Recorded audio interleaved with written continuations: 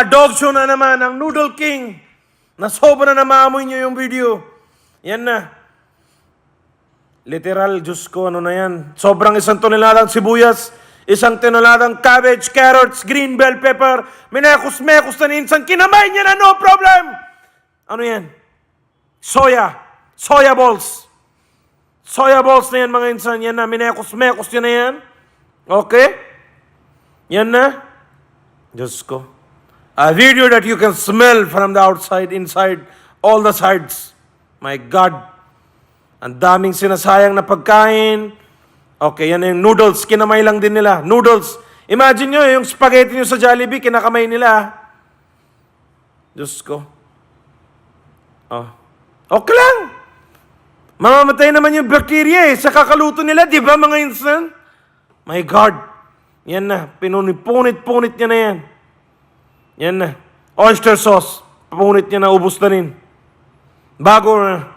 Lagay na oyster sauce. Okay. Diyos ko, Lord.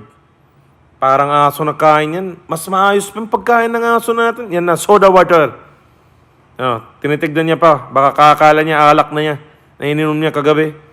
Yan na, nilagay niya na. Soda water. Diyos ko, Lord. Walang-wala na talaga. Okay, mekos-mekos yan na yan.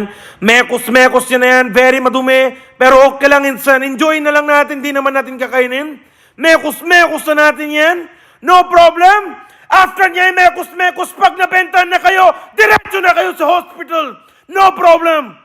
Cancer agad kalalabasan ng kakain yan, Diyos ko. Yan na. Salt. My God. 1 toneladang salt. Yan na, red chili powder. 1 toneladang, tas masala na minekos-mekos. Diyos ko, Lord. CR talaga to. Diretso ka, CR. Promise. Iba ang masala, insan. Pag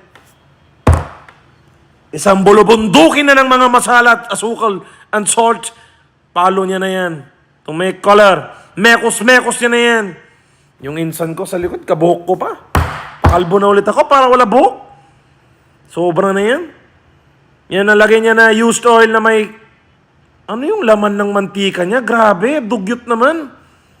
Anyways, manood na lang tayo. Mekos na ninsan ko yan, no problem. Okay, yan na yung dog show. Nililipat yan na yung takeout ng mama niya. Pasensya na kayo, insan ha. Ganyan talaga sa amin. Sobrang malinis. Yan yung pinoprotektan ng mga kalahay ko dito sa Pilipinas. Para magbuka silang malinis sa harap nyo. Hindi naman kailangan eh. Kaya nga tayo na sa Pilipinas para, alam mo yun, yan na yung mga dine-in. Yan na yung mga soya balls. Kain nyo na yan, Diyos ko, sibuyas, kinamay.